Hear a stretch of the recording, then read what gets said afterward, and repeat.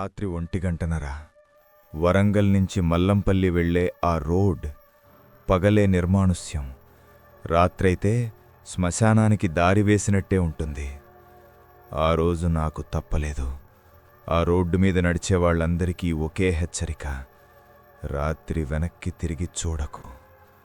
నేను నవ్వుకున్నాను, కాని ఆ రోజు ఆ నవ్వు నాకు శాపమైంది.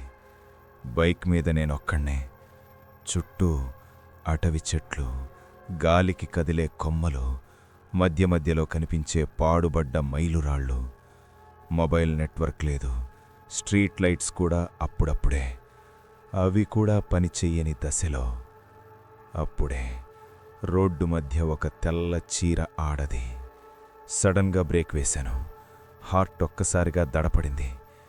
ఇంత రాత్రి ఇక్కడ ఒక ఆడది. బైక్ స్లో చేయగానే ఆమె నెమ్మదిగా నా వైపు చూసింది.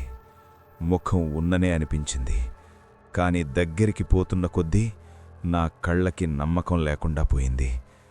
ఆమె ముఖం కాదు, ఒక నలుపు గుంత.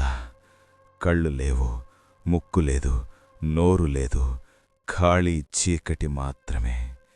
నా చేతులు వణికిపోయాయి. బైక్ వదిలేసి వెనక్కి తిరగాలని చూశాను.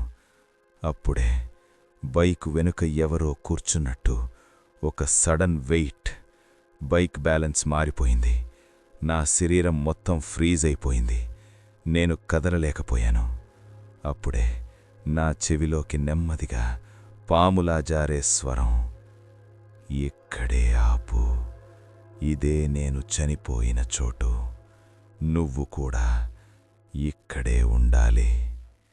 బైక్ మిర్రర్లో చూడాలననిపించింది, కాని అప్పుడు గుర్తొచ్చింది: వెనక్కి తిరిగితే ఆమె ముఖం నీ ముఖమవుతుంది. ఇది భ్రమ కాదు, ఇది నిజం అని అర్థమైంది. నా శ్వాస ఆగిపోయినట్టయింది. అప్పుడు నేను దేవుణ్ణి తలిచాను. బైక్ స్పీడ్ ఫుల్లు పెంచాను. అప్పుడు ఆమె చేతులు నా గొంతుని పట్టుకున్నాయి. చల్లటి గోర్లు చర్మంలోకి దిగుతున్నాయి.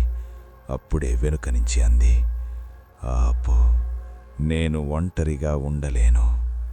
ఆ మాటలు నాకు మళ్ళీ శ్వాస ఆగిపోయినట్టయింది.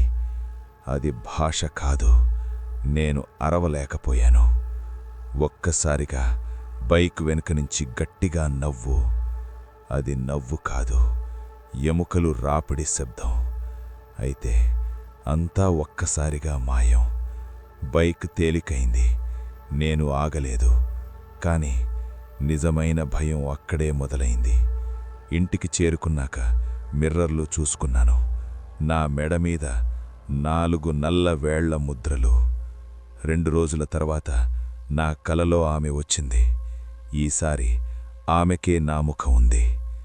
అప్పుడు ఆమె చెప్పింది: నువ్వు తప్పించుకున్నావనుకున్నావా? నీ వెనుక నేనింకా కూర్చునే ఉన్నాను. ఇప్పుడు మీరీ వీడియో చూస్తుంటే మీ వెనుక ఎవరైనా ఉన్నట్టు అనిపిస్తోందా? అయితే తిరక్కండి, ఎందుకంటే ఆమె చనిపోలేదు.